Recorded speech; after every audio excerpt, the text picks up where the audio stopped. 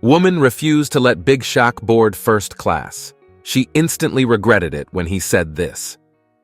In the bustling Miami International Airport, travelers hurried through security checks and duty-free shops, the air buzzing with the usual pre-flight chaos. Among the crowd stood Mariam, a tall, broad-shouldered man known globally as Big Shaq. Not the famous rapper, but a towering basketball star whose presence alone could fill stadiums. At 6'10", with a smile as wide as his reach, Mariam was hard to miss. But today, he wore a simple tracksuit and a baseball cap pulled low, blending into the throng of passengers waiting to board a first-class flight to Orlando. As the gate attendant called for first-class boarding, Mariam walked up to the priority line, ticket in hand.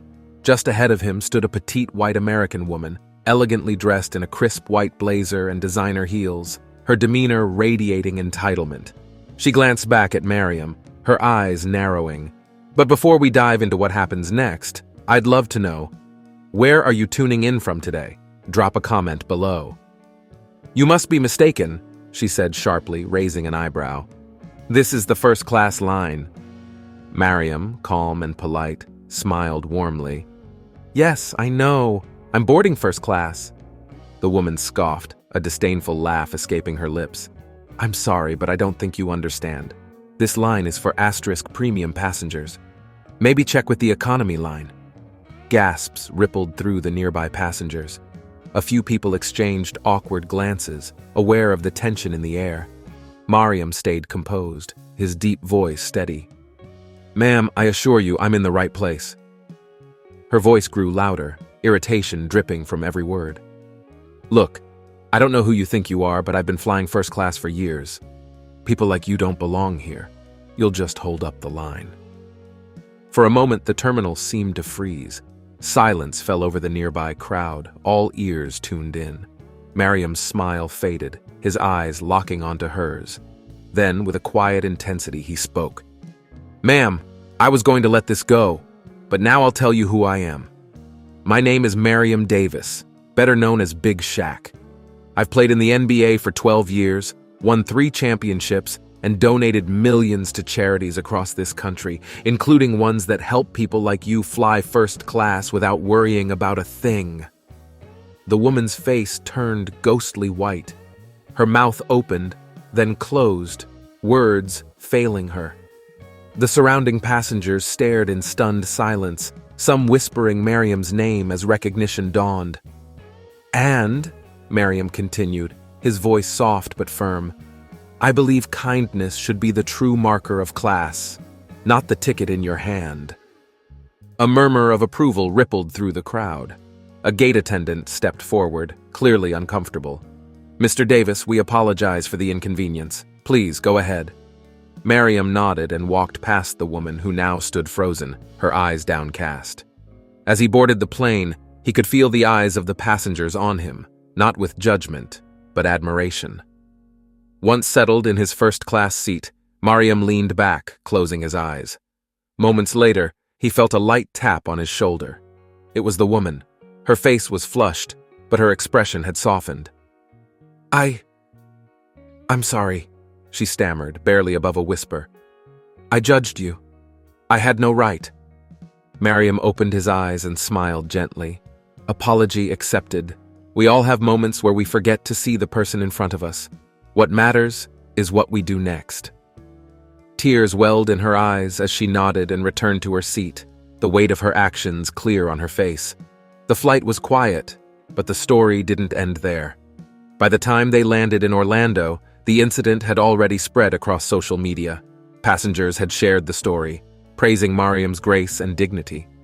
The woman's apology went viral too, a reminder that humility and self-reflection can lead to growth. In the weeks that followed, Mariam received messages from strangers thanking him for his example. And the woman?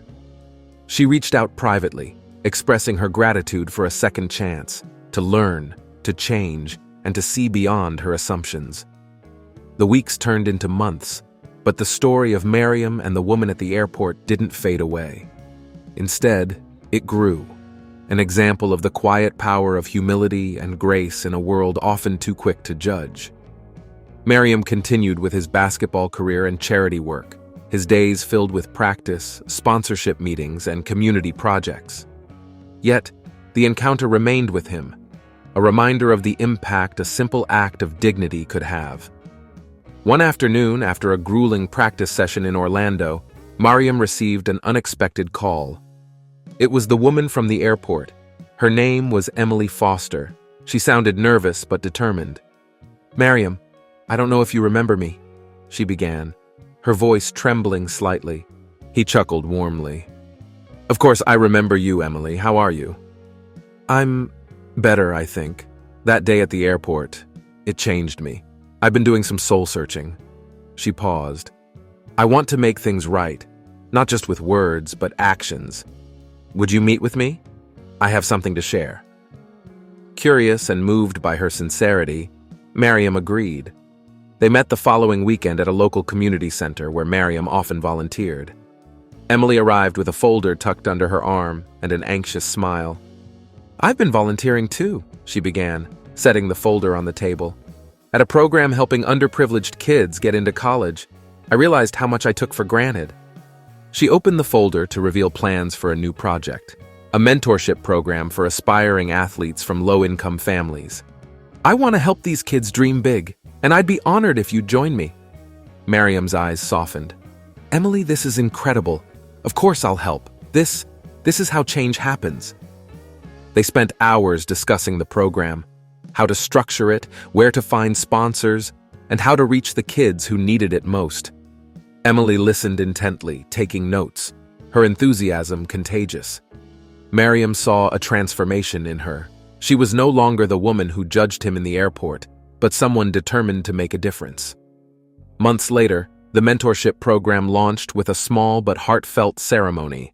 Dozens of kids from disadvantaged backgrounds filled the community center, their eyes wide with hope and possibility. Mariam stood at the front, addressing the crowd with Emily by his side. "Today isn't just about basketball or success," Mariam said, his voice resonating through the room. "It's about seeing each other. Not just our differences, but our shared humanity. Every one of you here has a story, a dream. And today we start working together to make those dreams real." The applause was deafening. Emily stepped up to the microphone, her eyes glistening. "I made a mistake once," she admitted. "I judged someone without knowing their story. But that mistake led me here, to a chance to do better.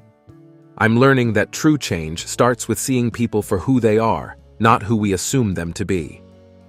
The mentorship program flourished. Mariam and Emily worked tirelessly, bringing in other athletes, community leaders, and educators. Kids who once thought college or professional sports were out of reach began to believe in their potential. Scholarships were awarded, doors opened. One evening, after a long day of mentoring sessions, Mariam and Emily sat in the quiet of the community center, reflecting on their journey. "Funny how life works," Mariam mused. "One moment in an airport, and here we are." Emily nodded, a small smile playing at her lips. "You taught me something that day. True first class isn't about privilege or status. It's about what we do for others." Mariam leaned back, his expression thoughtful. "And sometimes it's about giving people the chance to grow. We all stumble. What matters is getting back up and helping others do the same." As they walked out, the city lights twinkled around them, each one a reminder of the possibilities ahead. Their story had started with misunderstanding, but it had become a testament to transformation, empathy, and the quiet power of second chances. In a world too often divided by assumptions, they had built a bridge. And on that bridge, they weren't alone. Behind them walked a new generation, ready to see the world differently. Drop a comment if you enjoyed this story. It doesn't cost you anything, and you'll make me very happy. Thank you, and I look forward to your like.